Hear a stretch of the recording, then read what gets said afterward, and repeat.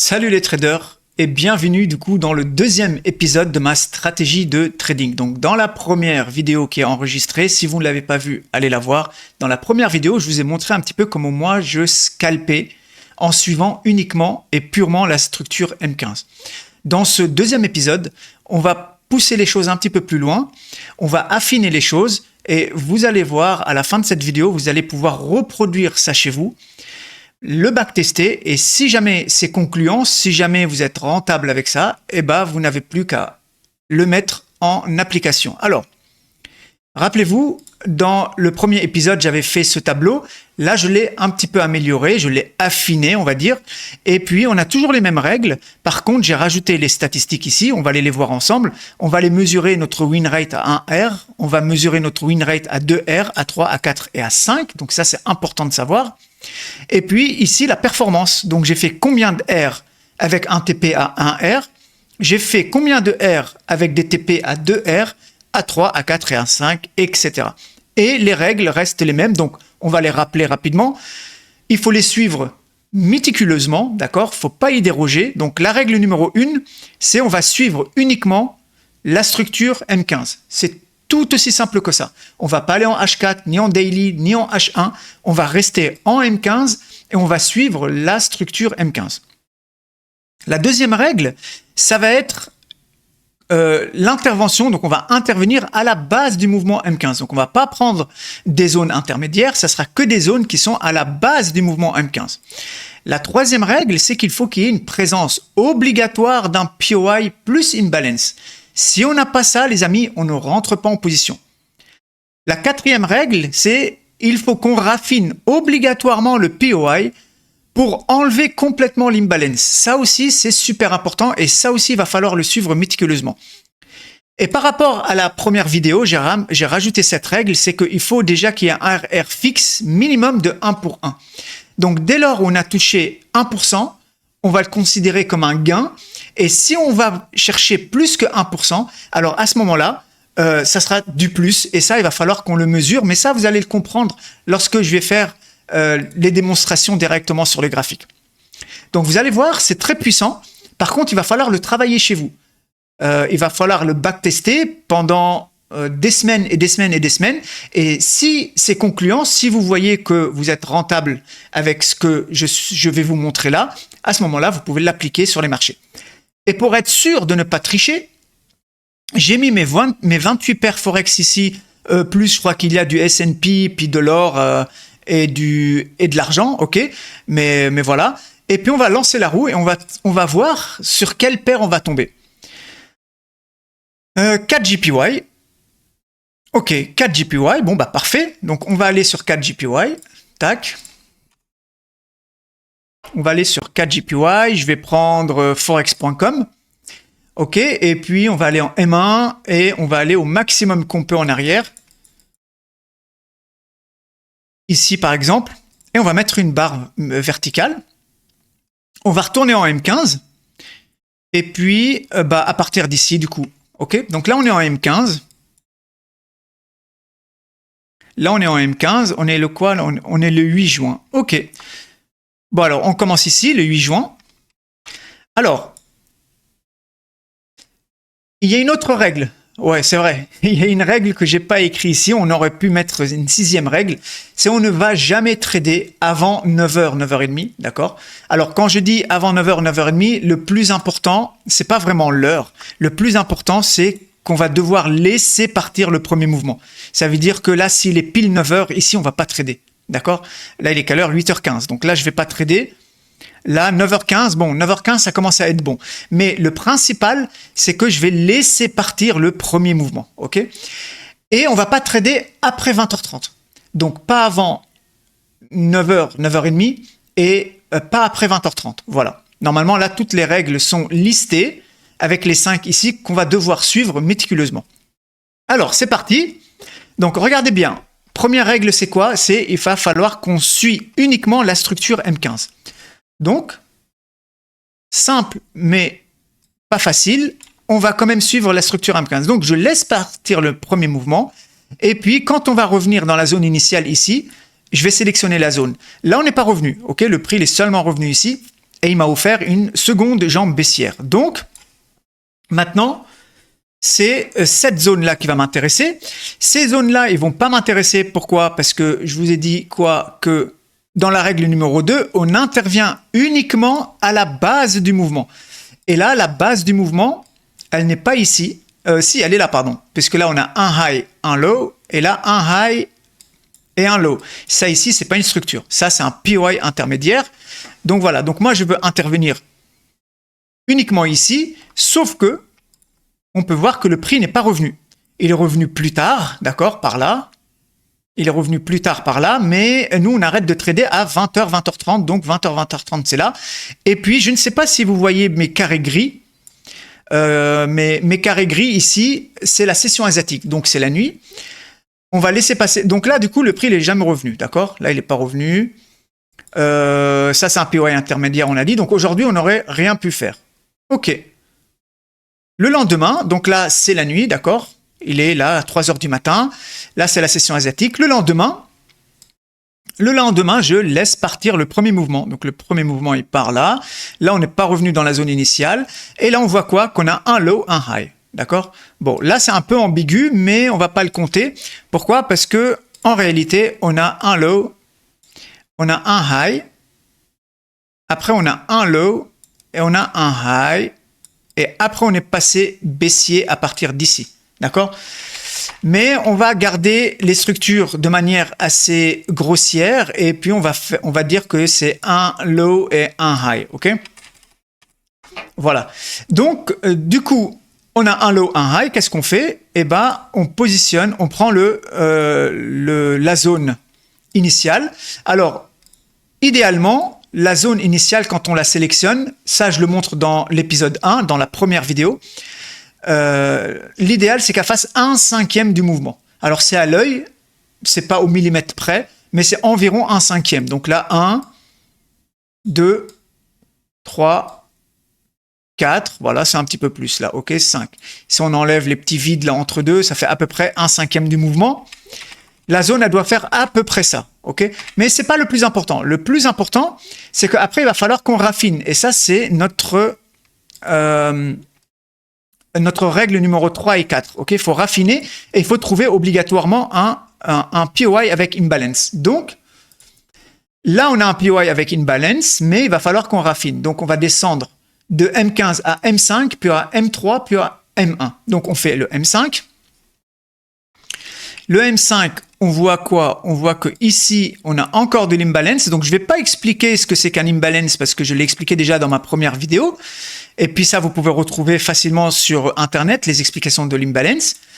Et puis, je vais encore descendre en M3.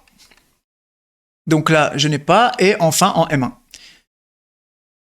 Et à partir d'ici, je vais aller regarder où est le maximum de mon imbalance. Donc là, le maximum, il est ici. OK? Voilà. Donc là, j'ai supprimé complètement tout l'imbalance de ce POI. Et on peut se rendre compte qu'on a stop loss. Donc le premier. Donc là, tac, position longue. Donc on serait rentré ici. On rentre ici. On met notre stop loss juste en dessous de la zone.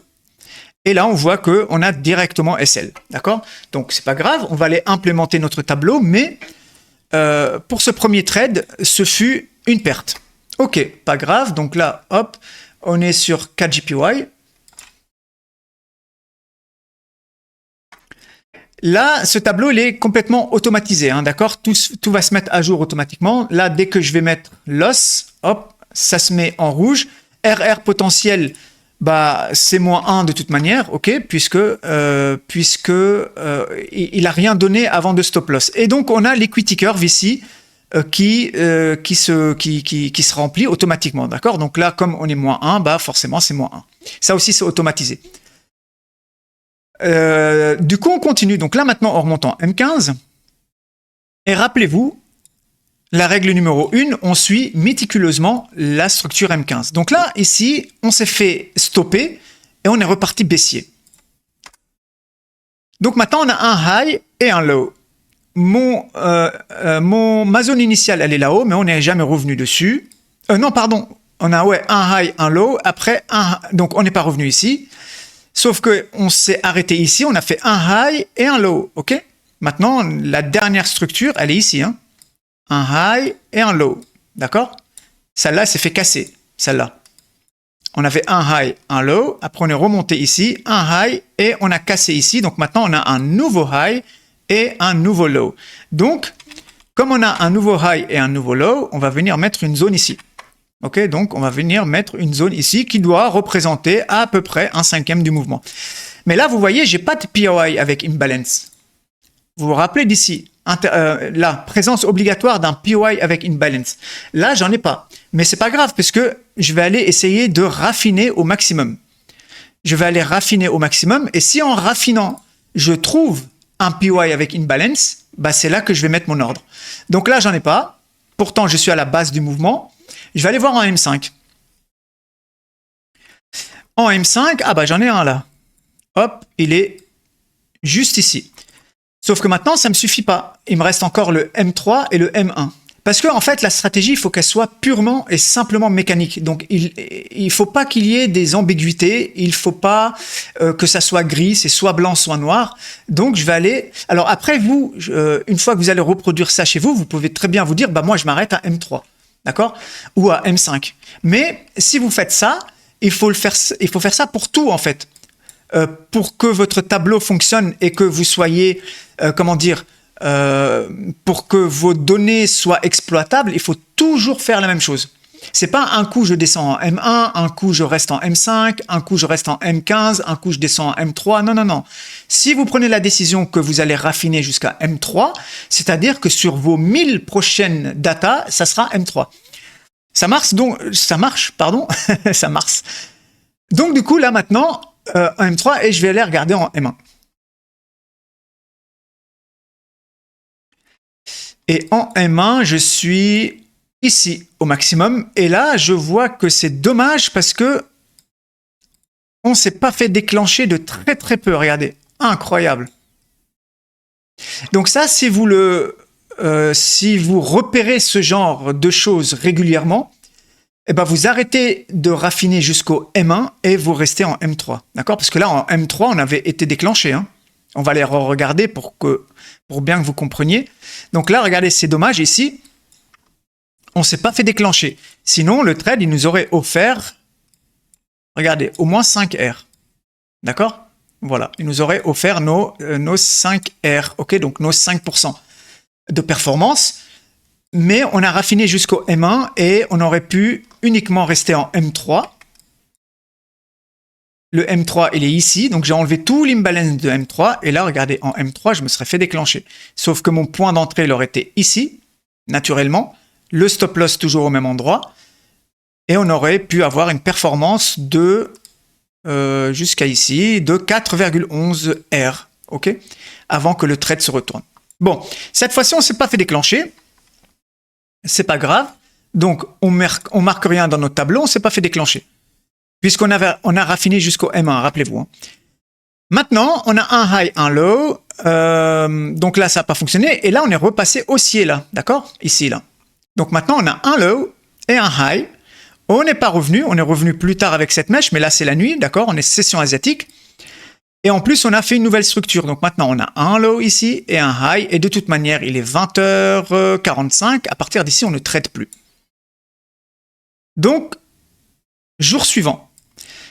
Jour suivant, je laisse partir le premier mouvement qui est un peu trop, il y a un peu trop de bruit ici et c'est pas propre, mais c'est pas grave. Il s'arrête ici, on n'est pas revenu à la base, c'est pas grave. On descend, à la limite, on aurait pu prendre quelque chose par ici. Hein.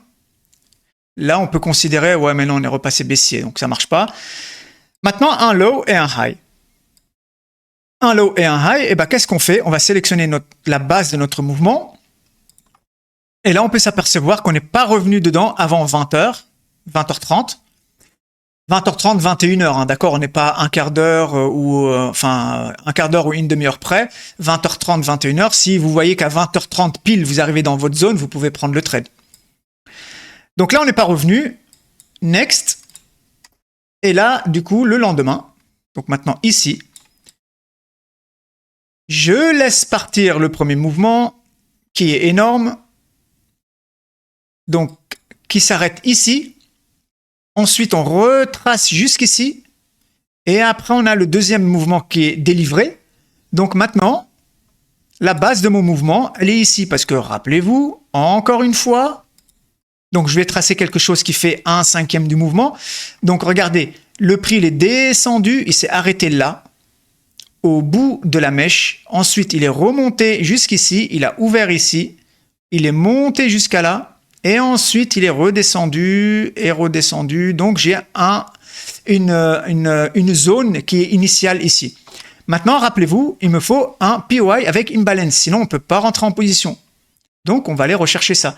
J'étais en M15, je vais aller regarder en M5. Ici, j'ai rien. Ici, j'ai rien. Pas de problème. M3. Ah, ici, j'ai commence à avoir quelque chose. Donc là, j'ai un POI, ok. Ici, là, puisque j'ai de l'imbalance. Et encore une fois, si vous voulez savoir c'est quoi l'imbalance, là, je vais le dire rapidement, mais l'imbalance, c'est parce que cette mèche-là et cette mèche-là ne se touchent pas. Donc l'imbalance, c'est ce qu'il y a là. C'est le gap que vous avez ici. Là, je peux le mettre dans une autre couleur pour qu'on puisse bien voir. Je vais agrandir. Voilà, l'imbalance, c'est ça, ok. Vous voyez que entre cette mèche-là et cette mèche-là, ça ne se touche pas. Donc, il y a comme un trou ici entre les deux. Le trou qui est représenté, du coup, ici, en bleu. OK, voilà. Ça, c'est l'imbalance ici. OK, tac, tac. Tac, tac. Voilà. Là, c'est l'imbalance entre le bout de cette mèche et le bout de cette mèche. Ça marche? Donc, c'est ça qu'il faut réussir à enlever. Donc là, du coup, on l'a enlevé et ça nous donne cette zone-là, puisque entre là et là, il y avait de l'imbalance. Et là, maintenant, il reste en 1 minute. Donc, on va également enlever l'imbalance en 1 minute s'il est existant. S'il n'est pas existant, on n'enlève rien. Là, on peut voir que là, non, là, ça a été comblé. Et là, vous avez vu ici, il y avait de l'imbalance entre cette mèche et cette mèche. OK, il y a un trou. Et le prix, il est venu ici combler cette imbalance et il est reparti. Et donc là, le seul imbalance qui reste, c'est entre ça et ça. Donc, on rentre en position ici, tout simplement. Donc, on se fait déclencher ici même. On met le stop loss juste au-dessus. Et on va aller mesurer combien le trade nous donne. Et là, il nous a donné...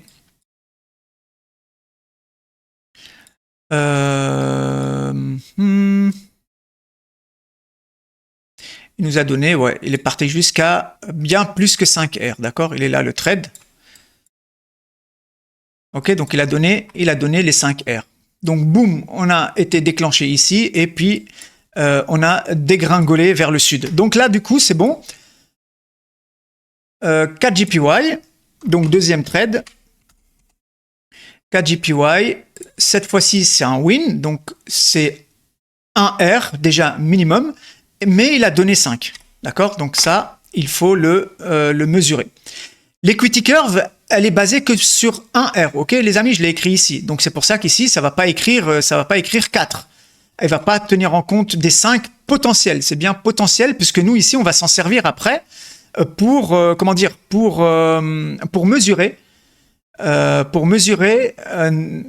nos trades, combien ils donnent en global, en fait, en moyenne plutôt. Okay, si en moyenne, les trades que je prends, ils donnent du 3R, eh ben, je ne vais pas rester à target du 1R, puisque j'ai un manque à gagner et je préfère aller target là où je suis le plus performant.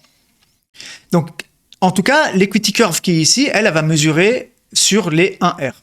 C'est pour ça qu'on est passé de -1 à 0, puisqu'on a repris un gain. C'est parti, donc on continue. Donc là, maintenant, ici, on repasse en M15. Alors, je me suis un peu perdu. Je suis où là? Elle est ici, ma zone, d'accord. Hop. Elle est ici. Donc là, on a dégringolé. Et là, maintenant, donc là, je vais l'enlever. OK. On a dégringolé jusqu'ici. Donc là, maintenant, j'ai un low, j'ai un high et j'ai un low. Donc, tout simplement, je vais sélectionner la zone qui est ici. D'accord? Je vais la mettre dans la bonne couleur. La zone qui est ici, et maintenant vous connaissez, je vais aller regarder s'il n'y a pas un POI avec imbalance, et là c'est le cas. Ici, ok, en M5, en M3 aussi. En M3, je n'ai rien, et en M1,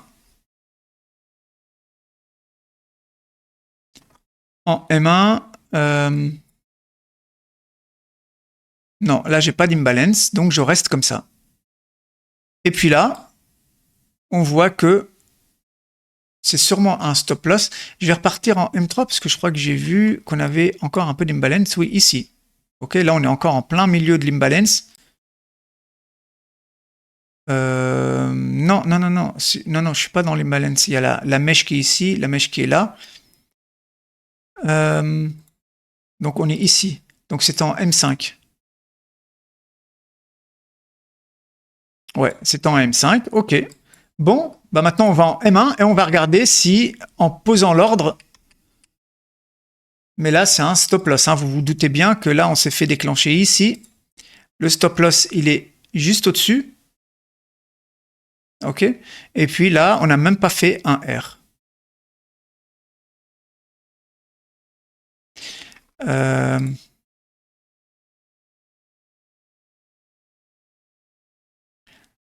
Attendez, là on a ouvert ici. Ouais, non, on a été stoppé. Alors je sais pas pourquoi il s'allume en comme si c'était un gain. Je sais pas pourquoi. Bref, on va le compter en perte. C'est pas grave, on va le compter en perte, ok. Mais ça se trouve en fait ici en lower time frame, dans les secondes en fait, ça se trouve on est monté, on nous a déclenché, on est redescendu ici, on est remonté. Mais bon, bref, c'est pas grave, on va le compter comme une perte. Hein, c'est pas 4 JPY, donc on va faire ça, tac, 4 JPY, cette fois-ci c'est un loss, et puis là, il a rien donné, moins 1, ok. On repart en M15, tac, alors, où suis-je? Je suis où là? Je suis ici. Donc là, ok. Donc là maintenant on est repassé haussier. Donc maintenant on a un low ici et un high, ok. C'est pour ça qu'il faut suivre méticuleusement la stratégie et puis quand vous allez le faire chez vous, vous allez voir. Là ça paraît simple comme ça, mais c'est loin d'être simple. Hein. Regardez, là on a réagi. En réel, c'est loin d'être simple. Hein. Tac, on n'a pas d'imbalance. En M3, on n'a pas d'imbalance. On n'a pas de PY avec imbalance, pardon. Là, oui. Regardez ici. Donc là, on supprime tout l'imbalance. Maintenant, en M1, on est ici. On va aller regarder si on n'a pas été... Ah non, pas ici, mais on a été déclenché ici. OK? Donc, on a été déclenché ici. Magnifique. Mais là, je ne sais pas si ça va suffire pour au moins un R. Donc, je mets une position d'achat. Je mets mon stop loss juste en dessous. Et je vais aller mesurer combien le trade il a donné. Et là, il a donné 1,46. OK, avant de nous stop loss. Donc ça, on va le mesurer. Donc il a donné, on va dire 1,40. D'accord? On va arrondir toujours à l'inférieur. Ou 1,35. OK? On va dire il a donné 1,35. Puisque évidemment, en réel, vous avez les spreads et puis les commissions qui vont venir ronger un peu votre performance, hein, les commissions que votre broker va prendre. Et puis vous avez aussi les spreads, puisque forcément, vous allez compter les spreads soit par ici, d'accord? Ça dépend si vous êtes à l'achat ou à la vente. Donc voilà. C'est pour ça que en fait, vos performances, faut quand même les revoir un tout petit peu à la baisse. Donc si là, vous avez fait... Donc, on a dit combien? Donc, vous rentrez pile ici, vous mettez votre stop loss ici. Et puis, ici, bah, là, vous n'allez pas compter 1,46, vous allez descendre un petit peu, vous allez mettre 1,35 ou 1,30. Donc là, on peut mettre 1,30. Donc, 4 JPY. Cette fois-ci, c'est un win. Il a donné 1,30. Donc, il a donné minimum un R et il a été jusqu'à 1,30 avant de stop loss. D'accord? Super, on remonte en M15 maintenant. Et puis, où est mon ordre? Il est par là. Donc ça, je vais l'enlever. Et puis, on va continuer à suivre notre structure. Donc là, maintenant, donc vous avez vu, on s'est fait déclencher ici. On avait un low, un high. On s'est fait déclencher. On a pu avoir un R et le prix, il a redégringolé. Donc maintenant, la structure, elle est où? Elle est ici, mais c'est le soir ici. Et d'ailleurs, notre trade ici, ça se trouve, il était du côté de 20h, 20h30. Donc vous avez vu, on n'a pas fait attention, on l'a pris quand même, mais c'est prenable. Maintenant, à partir d'ici, 21h, on arrête de trader, évidemment. Et c'est le dernier jour. Donc là, maintenant, on se lève le matin. Ici, il est quelle heure? Il est 9h pile. Donc, on laisse partir le premier mouvement. Et ici, regardez. Ici, on a un low, un high et un low. Ici, on est repassé aussi à partir de là. Là, on pourrait le voir en lower time frame, en M5. Mais en fait, le haut de ma zone, elle est ici. OK? On le voit ici, là. Puisque si on voit en M15, on le reconnaît avec cette grande mèche baissière. On remonte jusqu'ici et on redescend. Donc là, en fait, en M15, la structure, elle n'est pas ici. Enfin, on a un high ici, mais on a un low. D'accord? Et donc, si on a un nouveau low, il y a forcément un high qui l'a formé. Donc, qui a formé ce low? C'est ce high. Moi, je l'ai vu en M15 parce que j'ai l'habitude, mais sinon, vous descendez en M5 et puis vous le voyez. Donc, du coup, maintenant que je sais que le haut de ma structure, il est ici, eh ben, en M15, là, je peux très bien, ici, sélectionner une zone, puisque je sais qu'ici, je suis tout en haut de ma structure, que je vais aller voir en M5. Donc ça, c'est un peu plus technique. Au pire des cas, vous en tenez pas compte. Hein. Au pire des cas, si vous n'arrivez pas à voir les structures internes, c'est pas grave. Vous prenez un high, un low, et puis vous prenez la base ici. On va aller la voir d'ailleurs. Ok, on va la tracer. On va faire les deux, comme ça au moins il n'y a pas d'ambiguïté. Ok, celui-là aussi, on va aller le raffiner. Mais moi, je sais que ma structure, elle est ici. Donc, je vais descendre en M5. Donc là, maintenant, je vois que ma structure, elle est là. Là, j'ai pas de POI. Je descends en M3. En M3, je n'ai toujours pas de POI. Et en M1, j'ai rien. Voilà, ok. Donc, comme j'ai pas de POI avec imbalance, si, ici. Ah, pardon, ici. Ok.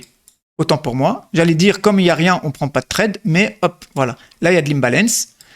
Et donc, du coup, qu'est-ce qui s'est passé? On s'est fait déclencher ici. Donc, un short. Donc, on pose notre short ici, on met le stop loss juste au-dessus de la structure. Donc ça, c'était la structure M5, hein, rappelez-vous. Bon, c'est pas grave, je l'enlèverai après. Et là, on va aller mesurer combien il a donné. Et là, il a donné 1,50. D'accord? Il a donné 1,50 puisque après, il nous a stoppé ici. OK? Donc, il a donné 1,50. Rebelote. Donc, vous avez vu, c'est quand même relativement simple, mais je vous promets, c'est pas facile. Donc, il a donné 1,5. Et déjà, dès maintenant, on peut déjà s'apercevoir un petit peu des win rates. Là, win rate à 1R, on est à 60%, 20, 20, 20, 20. Donc, pour l'instant, c'est les 1R qui sont les plus performantes. OK? Et on est à plus 1. OK? En performance, on est à plus 1 pour l'instant. Et c'est exactement ce qu'on retrouve ici. Alors, maintenant, on repart en M15. Et là, on arrive à la fin. Je pense que ça va être le dernier trade. Du coup, maintenant, on est repassé haussier. OK? Puisqu'on avait, rappelez-vous, un low, un high, un low. Et nous, on a tradé la base ici. Et on est repassé haussier. Donc là, maintenant, on est haussier. On a un nouveau high. Alors là, c'est un petit peu ambigu. Là, on n'est pas revenu dans la zone, mais on a un low, un high. Après, on est redescendu un low, un high. Alors ici, ici, on a un low, on va dire un high. Ensuite, on est redescendu jusqu'ici. Hein, d'accord? Il faut vraiment bien suivre la structure. Hein. On a un low, on est monté jusqu'ici. On a un high. Ensuite, avec la mèche, on est redescendu jusqu'ici tout en bas. Donc maintenant, on a un nouveau low. Et on est remonté jusqu'ici. Donc maintenant, on a un nouveau high. Donc là, maintenant, c'est cette zone-là que je vais sélectionner. D'accord? Donc là, hop. Je vais prendre à peu près ça, qui représente 1/5 de ce dernier mouvement, low, high, ici, ok.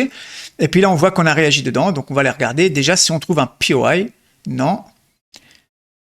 Si, j'ai dit non, mais si, il est là. C'est un POI avec imbalance, donc on l'a bien. On a le POI avec un peu d'imbalance. En M3, est-ce qu'on peut le raffiner? Non, pas tant que ça. Et en M1, ah oui, en M1 jusqu'ici. Et donc là, on peut s'apercevoir que on l'a raffiné en M1, mais on ne s'est pas fait déclencher. Ok, pas grave. Sauf que maintenant, j'ai vu qu'il y avait une nouvelle structure. Puisque la dernière, elle est ici.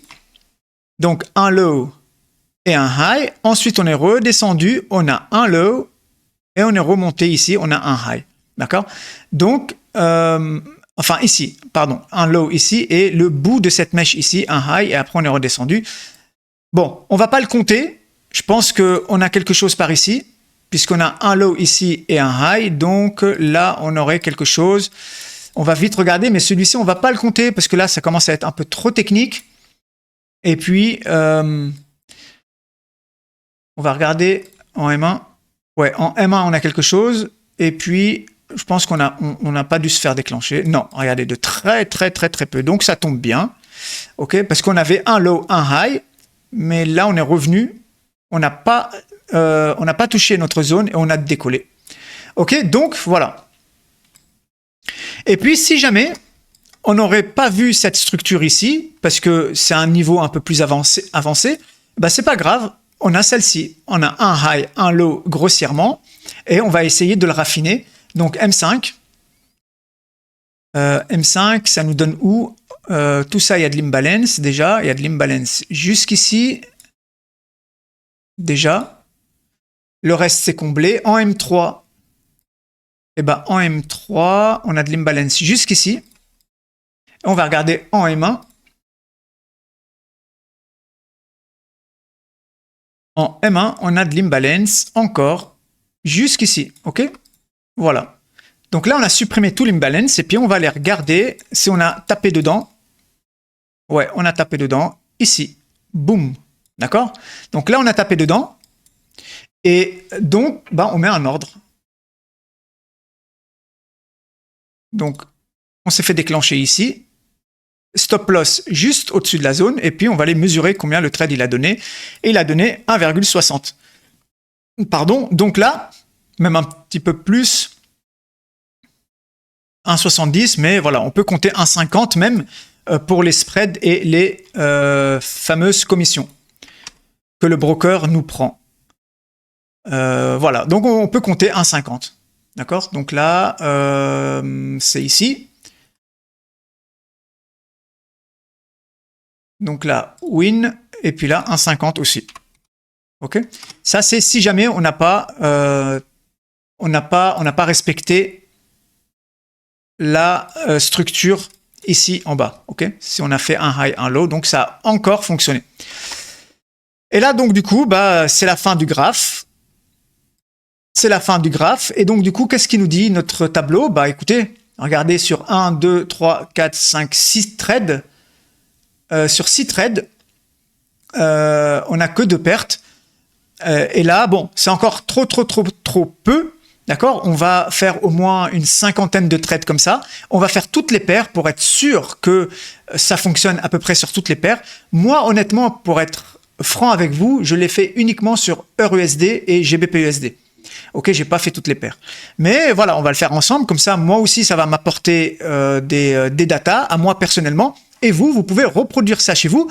Puisque, rappelez-vous, sur cette chaîne, l'objectif n'est pas de suivre une stratégie aveuglément, mais d'apprendre à lire les marchés et à comprendre où le prix va aller. Et surtout, les amis, apprendre une méthodologie de travail qui est basée sur la collecte des données.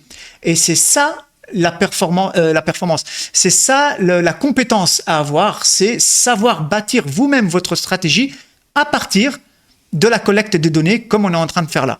Et ici, là, on peut voir maintenant que dans les statistiques, on a un win rate à temps, un win rate à 2R de temps, etc., etc. Et quand on va avoir une 50aine de trades, tout ça, ça va s'afficher, enfin, ça va s'affiner, et donc, du coup, on pourra en tirer des conclusions. Voilà les amis, c'est la fin de la vidéo. Maintenant, la semaine prochaine, on va faire un troisième épisode où on fera tourner la roue, mais évidemment, on enlèvera 4 GPY puisqu'on l'a déjà fait. Donc, on se basera sur ce tableau, on enlèvera les 4 GPY et puis on va avancer comme ça progressivement et on verra au bout de 50 trades, 100 trades peut-être, qu'est-ce que ça va donner. Merci d'avoir regardé cette vidéo. Je vous souhaite à toutes et à tous une excellente journée et je vous dis à la prochaine. Prenez soin de vous. Ciao les amis. Bye bye.